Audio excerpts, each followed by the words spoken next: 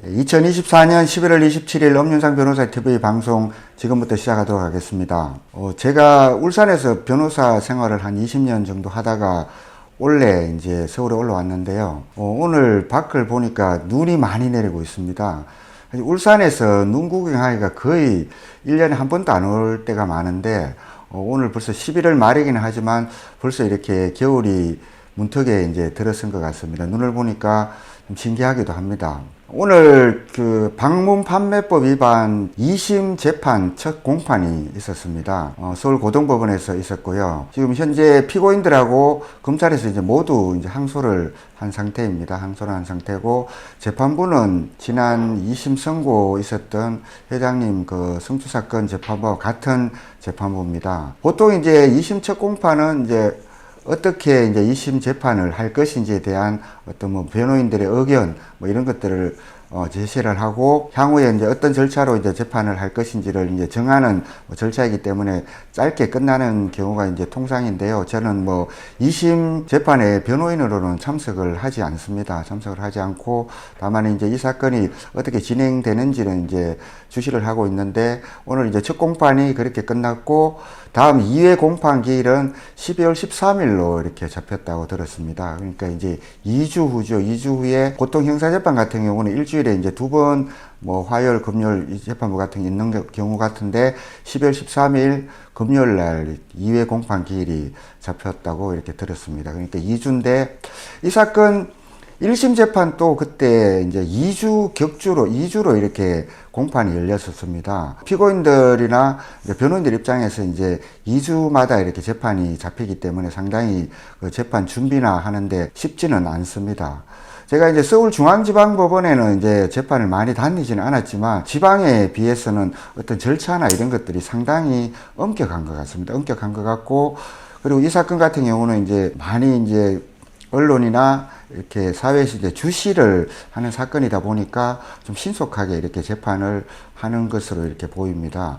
보여서 아마 2심 재판도 그렇게 오래 걸리지는 않지 않을까 이렇게 생각이 듭니다. 왜냐하면 1심에서 이제 증거조사나 이제 증인 신문이 이제 거의 끝났고, 통상적으로 이제 피고인이 항소를 했을 경우는 이제 피고인 측에서 이렇게 증인을 신청을 해서 법원에서 이제 받아들여지는 경우 이제 정의신문을 하게 되고, 그 외에 어떤 뭐 다른 뭐 증거조사가 있을 수 있겠습니다만은, 그렇다 보니까 아무래도 1심보다는 빨리 6개월 안에 이제 종결되지 않을까 이렇게 예상은 됩니다.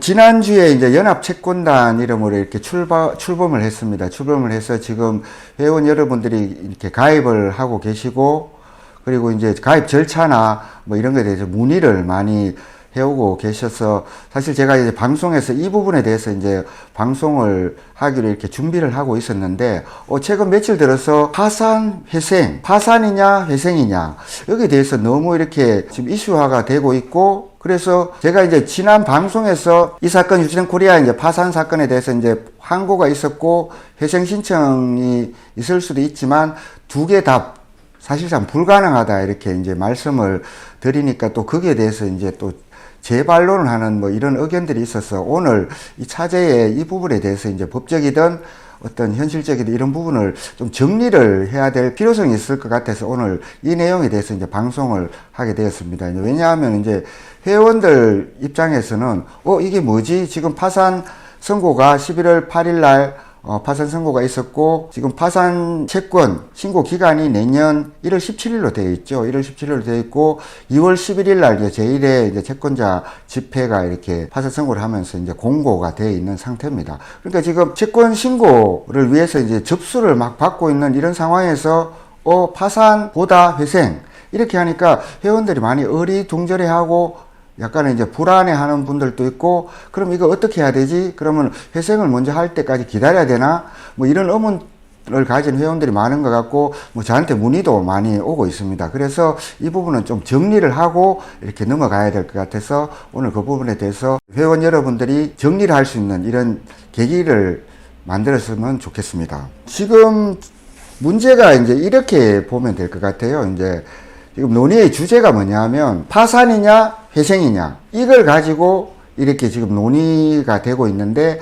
요거는 제가 보기에는 약간 쟁점을 조금 벗어난 이런 지금 논의가 아닌가 싶습니다. 왜냐하면 어떤 분들은 마치 제가 이제 파산을 원한다 이렇게 오해를 하는 분들인데 전혀 아닙니다. 저는 파산 사건 6개월 진행하면서 파산을 막기 위해서 많은 노력을 했고, 파산이 이제 우리 그룹이나 회원들한테 미치는 영향, 좋지 않은 뭐 이런 영향을 생각했기 때문에 막으려 많이 노력했고, 그럼에도 불구하고 여러 가지 요인들로 인해서 파산 선고가 11월 내려졌습니다. 내려졌고, 그렇다면 결정이 내려진 이 상황을 염두에 두고 어떤 게 가장 최선의 방법인가 생각을 했고, 그래서 이제 제가 연합채권단의 단체를 만들어서 여기에 이제 대응을 하자, 이렇게 하는 게 이제 저희 생각인데, 지금 논의의 논점이 약간 조금 빗나간 게 뭐냐면 파산이냐 회생이냐 양자택일의 문제를 두고 회원들한테 이렇게 얘기를 하고 있는데, 이것은 조금 잘못된 측면이 있습니다. 왜냐하면 파산이냐 회생이냐 어느 것을 고르라고 한다면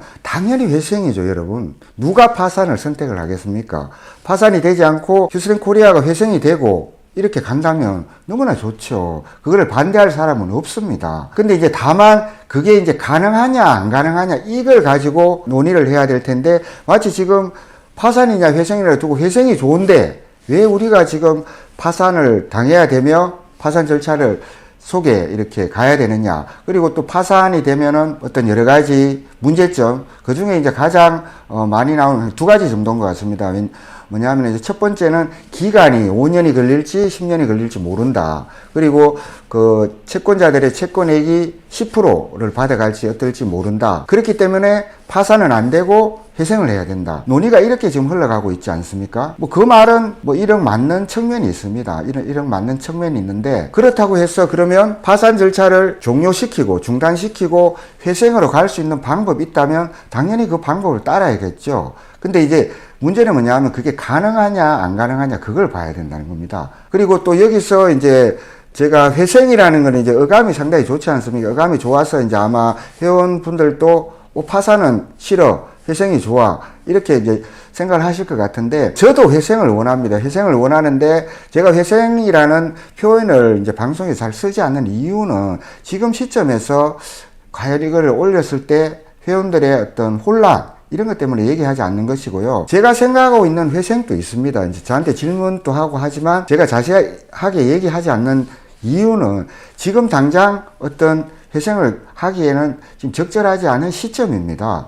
그리고 또 회생은 좁은 의미의 회생이 있을 수 있고 넓은 의미의 회생이 있을 수 있는데, 제가 얘기하는 회생은 좁은 의미의 회생이 아닌 넓은 의미의 회생입니다. 그러니까 시더스 그룹 전체의 회생이나 개인들의 어떤 회생, 이거를 위한 어떤 방법 찾는데 항상 고심을 하고 있고, 지금도 마찬가지고 미래에도 이렇게 그런 방향으로 일을 할 것입니다만은, 좁은 의미의 회생, 좁은 의미의 회생은 지금 파산 선고가 난 휴스턴코리아 영농조합 법인에 대한 회생을 얘기하는 것입니다. 제가 지난 방송에서 항고나 회생이 안 된다, 만약에 된다면 제가 울산에 내려가겠다고 말씀드렸을 때, 그때의 회생은 바로 휴스턴코리아 영농조합 법인의 회생은 안 된다, 사실상 불가능하다, 그 뜻이었습니다.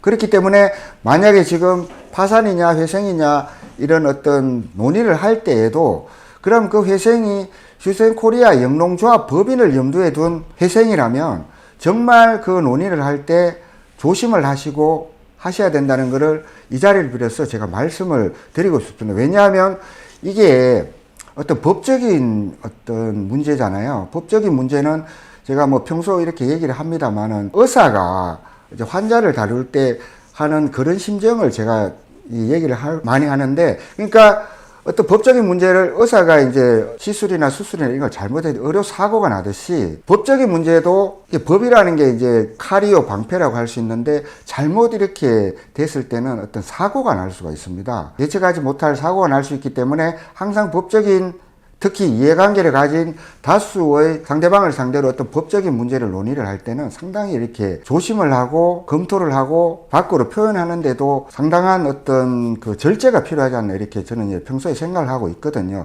그렇기 때문에 상당한 파장을 미치는 이런 법률 문제에 대해서 조금 더 신중하게 우리가 논의를 하자, 이런 거를 말씀을 드리고 싶습니다. 휴스텐코리아의 회생이 왜 불가능하냐, 요 부분은 이제 제가 그 서류를 통해서 이제 말씀을 한번 드려보겠습니다. 제가 그동안 한 번도 이렇게 보여드리지는 않았는데 화면을 보고 이렇게 말씀을 나눠볼까요? 이 사건이 이제 서울회생법원 2024 하합 100300 파산 선고 사건입니다. 이제 올 4월 26일 날 신청서가 접수가 됐고, 신문 기일이 7월, 9월 그렇게 이제 두 번 열렸고요. 이제 최종 11월 8일 날 파산 선고가 났는데, 제일 첫 장을 보시면 이제 신청인은 그 이름은 제가 다 가렸습니다. 이름은 다 가렸고, 채권자 대리인 변호사님 두 분이 있고, 그 다음에 이제 채무자 휴스텐코리아 영농조합 법인이고, 제가 그 소송 대리를 했습니다. 이제 11월 8일 이렇게 선고된 걸로 되어 있죠. 주문 보시면 이제 채무자에 대해서 파산을 선고하고, 변호사 김해창 변호사를 파산관제를 선임한다 이렇게 되어 있고요. 파산관제 임기는 2026년 12월 31일까지 되어 있습니다. 이제 2년 정도 이렇게 하고, 임기는 이후에 다시 이제 연장이 가능합니다. 사항을 보시면 이제 채권 신고 기간을 2025년 1월 17일까지로 한다 이렇게 되어 있죠. 여기서 이제 하나 말씀드린 1월 17일까지 채권 신고를 해야 됩니다. 해야 되는데, 혹시나 요걸 놓치면은 불가능하냐, 그건 아닙니다. 다만 뭐 인지대나 이런 것들이 있다 하니까 신고상 제가 뭐 다 확인은 안 했습니다만은 1월 17일 날 신고를 안 하면 채권이 없어진다, 그거는 아니에요. 그렇지만 당연히 이제 1월 17일 전에 이제 채권 신고를 하는 게 좋겠죠. 5항을 보시면 제1회 채권자 집회와 채권조사의 기일 및 장소를 2025년 2월 11일 이렇게 되어 있죠. 서울회생법원에서 하고요. 그러니까 요 채권자 1회 채권자 집회가 2025년 2월 11일 이렇게 되어 있습니다. 그러니까 이제 이때까지 이제 파산관제인이 이제 채권 목록이나 이런 것들을 다 만들겠죠. 만들고 그 1회 채권자 집회에서는 이제 채권자들 모여서 어떤 뭐 채권 조사도 하고 이러는데, 근데 여기 나와 있는 것처럼 실제 실무에서는 이제 채권자 집회라고 되어 있지만 채권자들이 그 법정에 다 나오고 이런 일은 거의 없습니다. 없고, 통상적으로 이제 대리인이 나가서 어떤 채권자들의 이제 의사 전달하고 이런 것들이기 때문에 어떤 뭐 채권자 집회가 마치 공청회나 이런 것처럼 해서 다양한 의견을 뭐 하고 이런 거는 실제로는 아닙니다. 근데 이제 제가 이 판결문에 이제 파산 선고 결정 이유가 있잖아요. 이 이유를 보시면 여러분들이 휴스텐코리아 영농조합 법인이 왜 파산 선고가 됐고 이게 뒤집어질 수 있는지 없는지를 한번 보시라고 제가 파산 선고 이유를 핵심적인 부분만 말씀을 드리겠습니다. 1항에 보면 인정사실 있는데, 이제 그 중에서도 이제 제가 형광펜으로 색칠한 부분만 한번 보도록 하겠습니다. 휴스텐코리아 영농조합 법인에 대해서 지금 이제 방문 판매법 사건이 이제 기소가 되고 8월 29일에 선고가 있었죠. 선고가 있었는데, 그때 이제 기소된 금액이 약 1조 2천억 됩니다. 왜 지금 실제로 이제 이후에까지 다 12월 12일까지 다 합하면 한 3조 2천억 정도 되는데, 요때 기간에 이제 1조 2천억 된 이유는 요 방판법 사건 같은 경우는 2023년 1월에 그때 이제 압수수색이 있었는데, 압수수색 됐을 때 그때 기준으로 이제 확보한 자료만 가지고 그때 이제 특사경에서 수사를 했고, 그 범인만 이렇게 이제 기소가 됐기 때문에 총 받은 회원가입비 명목으로 받은 게 이제 1조 2천억 정도가 된다. 그러니까 이후에 이제 또 받은 가입비가 있잖아요. 그건 총 3조 2천억인데, 그 부분은 요거하고 별도로 요번 금수대에서 했을 때 수사가 이루어졌고, 요거는 추후에 추가로 이렇게 아마 사기 유사 추진하고 할 때 같이 기소가 되지 않을까 이렇게 예상이 됩니다. 그리고 이제 방문 판매법 위반죄로 징역 7년 및 벌금 10억 원 이렇게 받았다 되어 있죠. 그 다음에 이제 다항에 보면 대표이사 이상은은 이 판결 선고 이후 구속되었고 채무자 영업은 종료된 상태이다. 요게 이제 기초된 이제 인정 사실입니다. 이 사건 같은 경우 이제 제가 이제 신문 기일을 이렇게 두 번을 참석을 했지만, 이제 왜 11월 8일 날 이제 파산 선고가 이루어졌냐 하면, 그 8월 29일 날 이제 방판법 재판이 있었잖아요. 재판이 있었기 때문에 그 사건을 봐야 된다고 이제 계속 주장을 했고, 그러다 보니까 파산 선고 전에 8월 29일 날 재판이 있었고, 그 판결문이 이제 다 제출된 상태에서 신문이 종결되고 9월 29일 날 이제 신문이 종결되고 이후에 이제 결정이 이루어졌는데, 그러다 보니까 그 방문 판매법의 그 판결 이후에 방문 판매법 사건이 약 100페이지 정도가 됩니다. 거기 보면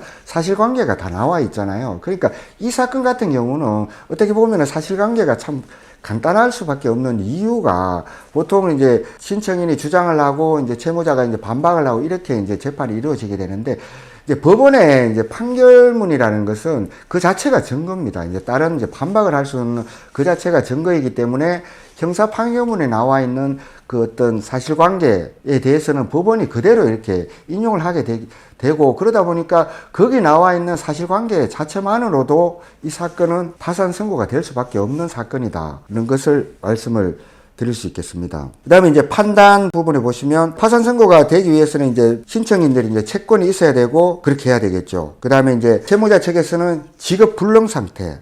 이게 두 가지가 이제 존재를 해야 파산 선고가 되는데 이 사건 같은 경우는 채권 성립 여부에 대해서는 간단하잖아요. 이제 해피캐시 앱에 대해서 그거 보면은 형광펜 친 거 보면 신청인들은 채무자에 대하여 해피캐시의 내 소득 계산 상당의 선수금 반환 채권이 존재한다. 이 부분에 대해서는 제가 다투지 않았습니다. 왜냐하면 그 다툴고 말고 할 부분이 없잖아요. 그래서 이제 그렇게 이제 채권은 인정이 되는 것이고요. 그 다음에 이제 파산 원인이 있느냐, 채무자한테 지급 불능이 있느냐. 요거는 아까도 이제 말씀드렸지만 방문 판매법 판결 이후에 이렇게 나와 있습니다. 나와 있기 때문에 이 부분은 뭐 어떻게 보면 명백하다고 할 수가 있겠죠. 12.12 사태 이후에 이스턴 코리아 영업이 사실은 중단된 상태는 맞으니까. 그러니까 두 가지를 봤을 때 일단 파산 성립 요건은 이제 충족되었다. 요건 자체는 상당히 간단하지 않습니까? 충족되었다. 다만 여기에 이제 채무자 측에서 항변할 수 있는 게 하나가 있는데 이제 대법원 판례로 이렇게 이제 법리가 굳어진 것인데 신청인들의 파산 신청이 권리 남용이냐, 요 부분이 있어요. 이제 그게 뭐냐면은 이제 신청인들이 자기들한테 아무런 이익이 되지 않음에도 불구하고 채무자를 괴롭히기 위해서 하는 그게 이제 권리 남용이잖아요. 자기한테 이익이 없는데도 불구하고 했기 때문에 권리 남용이다. 그리고 또 다른 거는 또 어떤 게 있냐면은 이제 파산 신청이 채권 회수를 위한 압박의 수단으로 신청이 됐다. 그렇기 때문에 권리 남용이다. 요거는 이제 제가 이 사건에서 이제 제가 주장을 했었습니다. 주장을 했고, 법적인 압박이 아니라 사실상은 압박은 있었습니다. 저도 압박 엄청 받았거든요. 그 일회 신문 기일에 그때 여러분들 뭐 단톡에 돌아다니는 거 보셨겠지만, 그 채권자들이 수십 명 와서 저 멱살도 잡고 그랬잖아요. 그 압박 아닙니까? 압박인데 이제 그런 것들은 법적인 압박이라고 볼 수가 없기 때문에 이제 그런 거를 압박으로 보는 게 아니라 채권 회수 다른 방법이 있음에도 불구하고 파산 절차를 통해서 채무자를 압박해서 채권 회수를 하려는 이런 목적을 가진 것이다 이렇게 제가 주장했지만 받아들여지지 않았습니다. 그 판결 그 이유가 여러 가지가 있는데 그 사망 형광펜 치신 부분을 보면 채무자 및 채무자의 대표이사에 대한 형사사건이 진행되는 상황에서 신청인들이 자신의 채권을 전액 변제받기 어렵다는 판단 아래 권리 행사의 마지막 수단으로 이 사건 신청을 한 것에 어떠한 남용 행위가 있다고 보기 어렵다 이렇게 판단 근거를 했는데 뭐 이거는 뭐 제가 보기에도 뭐 맞는 뭐 판단 근거라고 생각을 합니다. 그러니까 여러분들 이렇게 그 파산 사건의 그 결정 이유를 보시니까 이 사건이 이제 항고나 이런 걸 통해서 뒤집을 수 있을까요? 그리고 파산 사건은 이제 일반적인 민사 형사 사건하고는 좀 차이가 있습니다. 어떤 차이가 있냐면 지금 파산 사건의 관할은 채무자가 이제 주소지가 서울이기 때문에 서울회생법원 관할이에요. 서울회생법원 관할이다 보니까 모든 파산 회생 사건을 회생법원 전속으로 다 재판을 하고 있고 뭐 단독에도 있고 그 합의부도 있는데 이 사건 같은 경우는 이제 금액이 크다 보니까 합의부에서 이제 재판을 했고 항고가 이루어지면 어디로 가냐 하면은 2심이 어디입니까? 서울고등법원입니다. 서울고등법원인데 서울고등법원은 이제 파산 사건은 아주 미미하게 지금 비율이 미미할 거고 다른 뭐 민사 형사 사건을 이렇게 다 관할을 하게 되는데 실무상으로 이제 서울고등법원에서 회생 사건의 어떤 이런 내용들을 참 다루기가 쉽지가 않습니다. 쉽지가 않다 보니까 회생법원의 어떤 1심 결정이 거의 뭐 그대로 된다고 이렇게 볼 수가 있습니다. 그리고 또 하나 이제 사건이 있는데 여러분들 뭐 듣기는 들으셨지만 한 번도 제가 이제 방송에서 크게 언급은 하지 않았는데 어떤 사건이 있었냐면 서초구청에서 이제 제기한 법인 해산명령 청구 사건이 있었습니다. 법인 해산명령 청구 사건이 있었는데 작년 10월에 이제 화면을 보시면 2023년 10월 6일 날 이게 접수가 됐습니다. 접수가 됐는데 그렇게 보면 저는 이 사건이 이렇게 접수가 됐을 때 이게 뭐지? 좀 걱정되는 부분이 있었어요. 걱정되는 부분이 있어서 그때 이제 과연 이 사건이 어떻게 될 것인가 상당히 주시도 했었습니다. 주시를 했고 이 사건 같은 경우는 이제 제가 처음부터 담당은 하지 않았습니다. 그 대리 내용을 보시면 처음에 이제 서초구청에서도 이제 변호사를 대리인으로 선임을 해서 진행을 했고 사건 본인입니다. 이제 슈텐코리아가 사건 본인이라고 하는데 거기 보시면 이제 법무법인 도올 거기서 이제 주로 진행을 했습니다. 제가 처음에 올라왔을 때 이제 그쪽 변호 사무실하고 통화도 하고 했는데 거기 통화했을 때 그때 느꼈던 게 상당히 자신이 없어 하더라고요. 자신이 없어 하고 이 사건이 좀 어렵다는 식으로 얘기를 했었고 보시면 서초구청 법인 해산명령 청구의 건이라서 제가 요 서류를 가지고 가서 이제 결재를 받아 온 적이 있는데 요때가 이제 1월 26일입니다. 1월 26일인데 그 보시면 6차 추진단장 6차 산업 추진단이라고 있었습니다. 6차 산업 추진단이 있었는데 그 추진단장이 이제 결재를 올려서 이제 회장님이 이제 결재를 한 사안인데 그 날짜는 없습니다만은 1월 26일입니다. 그때 이제 6차 산업 추진단이 여러분들 기억나지 배현주 단장이라고 그때 스마트팜이나 이런 거 주로 추진을 했고 이런 분인데 요 서초구청 법인 해산 명령을 그쪽 그 배현주 단장이 조금 진행 상황을 케어를 했던 것 같습니다. 꼭 보시면 서초구청 변호인이 법원에 제출한 준비 서면 내용을 아래와 같이 요약 보고합니다. 이렇게 해서 1항을 보시면 슈텐코리아 변호인 김용대 변호사는 위 준비 서면상 반박 내용을 찾기 어렵다 이렇게 돼 있죠. 그러니까 서초구청에서 대리인이 신청서 이후 준비 서면을 냈는데 저도 봤습니다. 저도 봤는데 반박 내용을 찾기 어렵다. 그러니까 해산될 수밖에 없는 이런 사유를 이렇게 적었는데 거기에 대해서 반박할 내용이 없다 이런 내용이죠. 그러니까 이 항을 보시면 해산 명령을 최대한 늦추는 방법이 지금으로선 최선책이다 이렇게 돼 있죠. 그러니까 10월 달에 해산 명령 신청이 들어왔고 1월 26일 날 벌써 이렇게 게임이 끝난 것처럼 보이지 않습니까? 해산하고 파산이 어떻게 다르냐면은 비슷한 측면이 많아요. 이제 해산 명령은 이제 행정청에서 이렇게 신청을 하는 거고 파산 사건 같은 경우는 채무자 또는 이제 채권자가 신청을 하는 것인데 강력한 정도로 따지면 파산이 더 강력합니다. 이제 파산이 되면은 이제 법원 그 감독하에 파산 관제인이 다 진행을 하는 이런 구도라면 해산이 명령이 떨어지면 그때는 이제 법원의 감독이라는 건 똑같고요. 이제 그때는 이제 해산 같은 경우는 이제 청산인이나 관리인이 이제 선임이 돼서 하는데 파산보다는 약간은 약한 정도인데 동일한 점이 있다면 회사의 어떤 모든 대표자의 권한이나 회사의 업무 이런 것들의 관리권이 모두 이제 파산관제인이나 관리인한테 넘어간다는 측면에서는 이제 동일하다고 볼 수 있습니다. 대법원 사건 검색도 이렇게 보시면, 그러니까 1월 26일 날 벌써 시간을 끄는 게 최선이다 이렇게 돼 있잖아요. 근데 언제든지 이제 그 선고가 될 수 있는 상황이고 이 사건 같은 경우는 7월 17일 날 이렇게 신문이 종결이 됐습니다. 7월 17일 날 종결이 됐고 이때까지는 제가 뭐 재판에 참석은 하지 않았습니다만은 뒤에 보시면 법무법인 도올에서도 이렇게 사임을 해버렸어요. 변호사들 보통 이렇게 사임하는 이유는 이제 두 가지입니다. 하나는 자신이 없거나 하나는 선임료를 못 받을 경우 이런 거죠. 이렇게 사임을 했는데 그 다음에 이제 이성희 변호사도 잠깐 이렇게 선임 그 소송임장을 낸 적이 있었는데 이후에 이제 해임이 됐고 그 다음에 LK 파트너스에도 사임을 했죠. 사임을 했고 변호인이 아무도 없다 보니까 또 제가 그때 이제 법률지원단장이다 보니까 제가 또 소송임장을 또 냈죠. 내고 9월 25일자 그때 이제 제가 준비서면 또 한번 제출을 했습니다. 준비서면을 제출했을 때 이제 어떤 내용으로 이제 준비서면을 제출했냐면 이제 그 내용 자체에 이제 다투기보다는 지금 파산 사건이 서울회생법원에서 계속 중에 있다. 그러니까 그 파산 사건의 어떤 결론을 볼 때까지 결정을 좀 보류를 해달라 이렇게 재판부에다가 이렇게 준비 서면 형식으로 제출을 했고요. 근데 이제 이후에 이제 11월 8일 날 이제 파산 선고가 됐잖아요. 최근 제출 서류 보시면 11월 15일 날 그 김해창 파산 관제인 의견서 제출 이렇게 돼 있고, 그다음 11월 19일 날 신청인 서초구청 소송 대리인 이 소치하서를 제출했다 이렇게 돼 있죠. 그러니까 지금 사건은 이제 종결이 됐습니다. 왜 이렇게 종결이 되냐면 파산이 되면 그 자체가 이제 법인이 해산 사유가 됩니다. 그러니까 되는 소를 포함한다고 파산이 이제 해산보다 더 크니까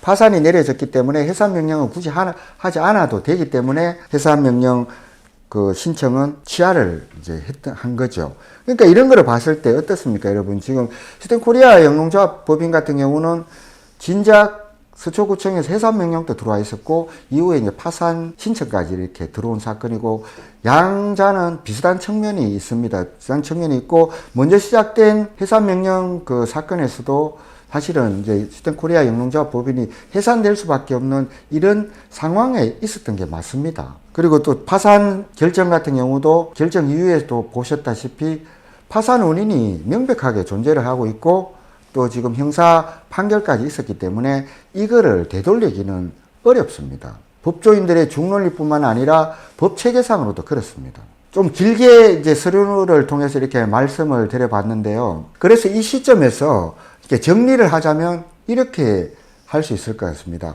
파산이냐 회생이냐 이 논쟁은 사실은 무의미합니다. 왜냐하면 그 중에 하나를 선택을 할 수 있다면 선택을 해서 그걸 길로 갈 수 있다면 당연히 이제 회생을 선택을 하겠죠. 근데 회생을 선택을 했을 때 그 회생의 길로 지금 바로 갈 수 있느냐? 안 된다는 것입니다. 특히나 시스템 코리아 영농조합 법인의 회생은 불가능하다. 제가 지난 방송에서 이제 회생에 대해서 조금 비판적인 방송을 한 이유는 주로 이제 효보상위원회에서 지금 이 사건 파산 사건에서 항고를 하면서 뭐 효보상위원회는 이제 항고권자는 아닙니다. 항고의 적격은 없는데 하면서 마치 그 사건에서 회원들이 나는 파산을 원하지 않습니다. 나는 회생을 원합니다. 이걸 받아서 그 법원에 회생 법원에 제출을 했다 해도 그게 어떤 파산 사건에 영향을 전혀 미치지를 못합니다. 그렇기 때문에 왜 번거롭게 그걸 받고 있느냐 이 말이죠. 받고 있는 것을 떠나서 회원들한테 잘못된 신호를 줄 수가 있다는 겁니다. 이게 시스템 코리아가 다시 회생이 될 수 있나? 어떤 희망적인 이거를 주게 되고 나중에 안 됐을 때 또 그런 어떤 후유증 같은 걸 생각을 해야 되기 때문에 제가 그런 방송을 하지 않을 수가 없었습니다. 그래서 이제 방송을 했던 것이고요. 다음으로 이제 그 팬덤 비대위에서 지금 추진하고 있는 회생 신청 그 부분은 제가 팬덤 비대위 관계자분들하고 한 2차례에 걸쳐서 거기에 대해서 이제 얘기를 나눈 적은 있습니다. 그때만 해도 제가 조금 법률적인 검토가 조금 이제 부족했을 때인데, 그러니까 전체적으로 저는 이제 회생을 찬성한다. 당연히 찬성을 하죠. 근데 이제 지금 만약에 팬덤 비대위에서 지금 추진하고 있는 회생 신청이 만약 시스템 코리아 영농조합 법인에 대한 회생 신청이라면은 상당히 신중을 기하셨으면 하는 바람입니다. 그리고 지금 그 회생 신청서를 지금 진행되고 있는 파산 법원에, 파산 그 사건 재판부에 제출을 하신다고 하면 더더욱 신중을 해야 되지 않나 생각을 합니다. 어떤 절차라는 것은 한번 진행이 돼가지고 회생 신청은 우리가 회생 신청에 단 1%만의 가능성이 있더라도 해봐야 되지 않느냐.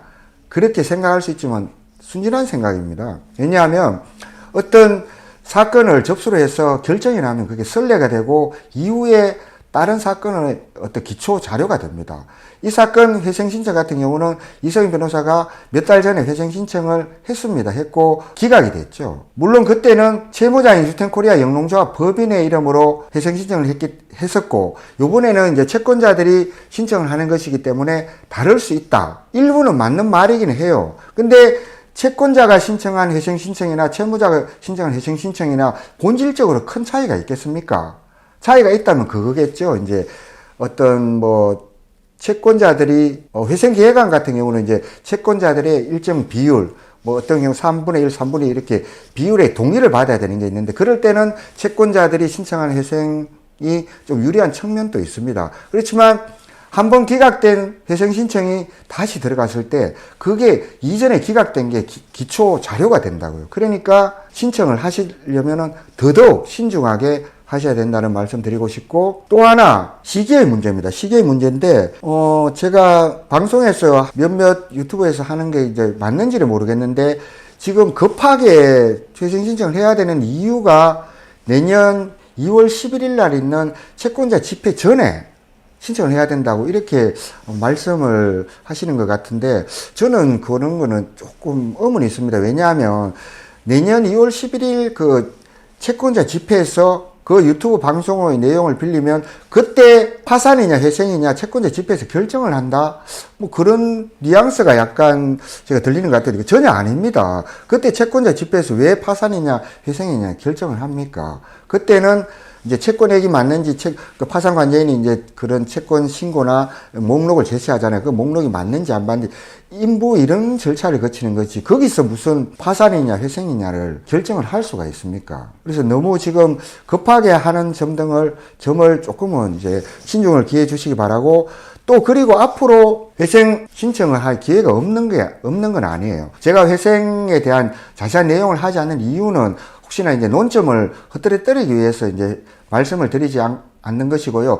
저도 지금 연합채권단을 만들어서 지금 이 일을 하고 있지만 제가 방송에도 말씀드렸죠. 저는 이 사건 파산 사건에서 채권 신고 접수하고 채권 회수 과정 거쳐서 몇 년 후에 채권을 채권자들한테 배당하는 단순한 그 절차를 위해서 여기에 참여하지 않았다 말씀을 드렸고요.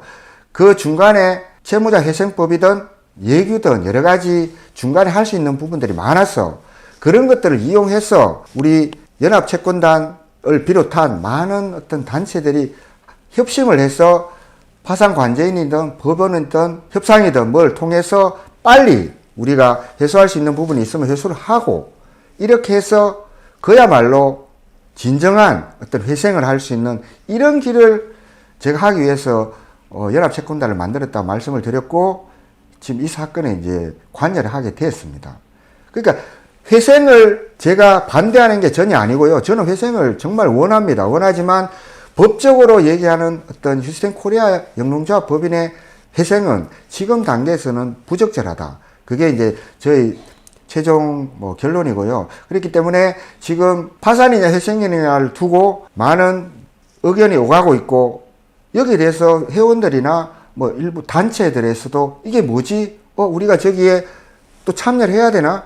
이렇게 혼란을 주는 측면이 분명히 있는데, 이 부분들을 이제 고려를 하셔서 만약에 이제 회생 신청을 하는 팬덤 비대위든 있다면 제가 반대하거나 찬성하거나 이런 입장은 아니죠. 이제 자유스럽게 할 수 있는데, 그렇기 때문에 이런 혼란 이런 것들이 있기 때문에, 그리고 또 채권자 집회 전까지 채권자들을 모두 한 곳을 모을 필요도 없습니다. 그렇기 때문에 신청을 하시려면 신청서 접수할 때 최대한 신청서를 접수에만 신경을 쓰시고 이게 공론화되지는 않았으면 좋겠다는 어떤 제 의견을 이렇게 말씀을 드립니다.